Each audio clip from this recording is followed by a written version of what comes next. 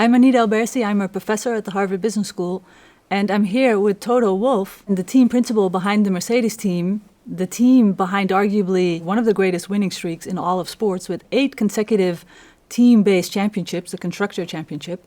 And we're going to be talking about what it takes to build a winning culture. You've shown that you can do that.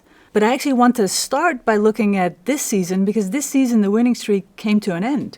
How did you experience this season? Yeah, hi Anita, good to be back. Actually, remember we talked about it last February when we were here, about 8 consecutive World Championships, and I said to you, let's hope this is not the start of us losing. And here we go, end of the year, and we've lost that championship. Have you changed your approach? Were there areas where you said, now what we've been doing all this time we can no longer do, or has it been still the same kind of leadership approach? Over all these years, we really tried to work on our values, the culture, and philosophies, how to cope with the day when it comes. We knew there's no sports team in the world that has won every single championship that they entered forever. So that day has come. Yeah, because you've talked about this fear of losing all along, and now losing is actually happening. How do you cope with that emotionally? It comes in quite an interesting pattern, because at the beginning you are in disbelief. This can't possibly be happening. And then comes the phase where you think, okay, this is just a blip. We got things wrong. This is an organization that has been successful in the past. And then you realize we got this really wrong. And the real risk is that you change your expectations. And this is where it becomes so fundamental to not change your own expectations and not say, well, okay, we've lost that one anyway already. Or you get used to a podium and you say, well, that wasn't so bad. We finished second and third. And in a way, losing doesn't become as painful anymore as it was before. And that's real risky. And we've lived through this emotion with the team that finishing 5th and 6th or 4th and 5th, and suddenly you end up on the podium and you think it's a success, and it's not. You need to remind yourself how painful it is. If we would have had a 4th and 5th or 3rd and 4th last year, that would have been seen as a defeat. So it's still seen as a defeat, but you have to remind yourself. To remind yourself that you can't get used to this not finishing first. Yeah, I think is how our mind works. It's almost protecting ourselves from feeling the own mediocrity. And if you're not good enough, suddenly you score a result that is better than expected, you're quite happy about that. But when you scroll back and say, well, how would we have felt 6 months ago about such a result? You come to the realization this is not where we expect ourselves to be. Right. Do you have an explanation by now for what has gone wrong? Formula One is physics, not mystics. And we can almost trace back to the day we made a decision that sent us on the wrong development path. In simple terms, it's we continue to develop the car at very low ride heights. That means on the floor. And we soon realized when the car got going that we weren't able to run it there. It's the famous bouncing or porpoising that everybody was talking to. So our development direction was simply wrong. And to unwind that, you first have to realize what is it that we got wrong, because our tools clearly didn't show us that was a problem. Why didn't our highly sophisticated instruments not show us that bouncing was a problem? And then you start to scientifically undo this, and it's almost like you're peeling layers of an onion off. There's one problem you think is the essential one, and then there's another layer and another layer.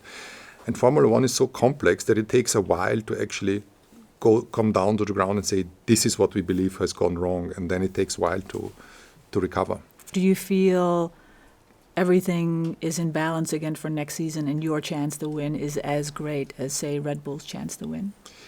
I believe that we have the important pillars in place. We have the right financial structure, the right kit, the right organization, the good drivers, the right engine. Hopefully the management is in a good place. So there is no reason why this team that has won 8 consecutive championships suddenly took an idiot pill. So that's certainly not the case. But we can't really predict when we're able to come back, because if another team has been gotten it right straight from the get-go, and Ferrari and Red Bull have done that pretty well, it can take time to literally catch back up and fight with these guys in the front. I do want to talk a lot more about what we uncovered when it comes to that winning streak, right? And the winning culture that you built at Mercedes. There was the case, which was discussed in the classroom here at Harvard. There's now also the Harvard Business Review article that describes some key lessons that are emerging. When you look at what we've produced, and then also the discussions that you've had with the students, were there lessons that emerged stronger for you? I think the opportunity to sit here with you and you visiting us and the exchange with the students is always a two-way street. And it's because it makes you reflect. Sometimes you think you have the answers, but challenged by the right questions, actually, you come to conclusions that you wouldn't have otherwise had. And that student, I remember exactly well, he wasn't very friendly with his question, said, let's see how he reacts, whether he sticks to his values and all the things that you wrote on the blackboard when it goes wrong. And I think that has stayed in my mind until today. Yeah, there was also some talk about being a micromanager and this attention for detail. That's all fine when we're winning, but the moment the team starts to lose, then maybe that leadership style is not well received. Has there anything like that happened this season, or was it still well received? Definitely yes, and this is the learning on the job. I think because I'm a control freak in a way, in the past, knowing for me was enough. As long as I know what's going on, I can. Mistakes happen, and that's okay for me because I see things coming, and I like the exchange and sometimes the argument within the group to come to the right solutions. But this time around, at a certain stage, I wanted to take control back. And obviously that is not always great received by engineers and scientists that have been working on singular topics for a long time. But we've talked about it. At certain stages, they were like, okay, back off a bit. We'll sort this. And then things struggled, and they continued to be a problem. And at a certain stage, I said, do you give me the benefit of the doubt that I have reason to question? Yes. So, okay, this is me questioning here. This is not meaning that I'm suddenly micromanaging every detail of let's say, the development of the car or the engine. It's just about understanding where and when did we got the junction wrong, for me to comprehend intellectually of how to avoid that in the future. That makes sense. Do you feel this last season, has it made you a different leader? Are your employees, the people on your team, are they experiencing you as differently as a leader? Definitely. I think that I've changed personally through the process. I think not always to the better at the beginning, but you need to realize and look at yourself and say, actually got that wrong. And self-reflection and introspection is something that I've always done. And this year, I got it wrong on several occasions, and probably to an effect where my control freakishness and trying to sort it myself annoyed some of the people that were actually in charge of the science. So I will try to, in a way, take the things out of this learning that I think were good. But definitely, I will be a different person next year, different manager. But still a bit of a control freak. The control freak is still within me a lot. The force is big, but there are certain areas where I have to just dial myself back a little bit and trust. Great. When you look back at this season and the way it has unfolded, obviously the article describes 6 leadership lessons that are emerging from it. But is there now another lesson, where, like, one key lesson when you look back at this last season, where you say, well, this is now becoming part of the arsenal of approaches that I have?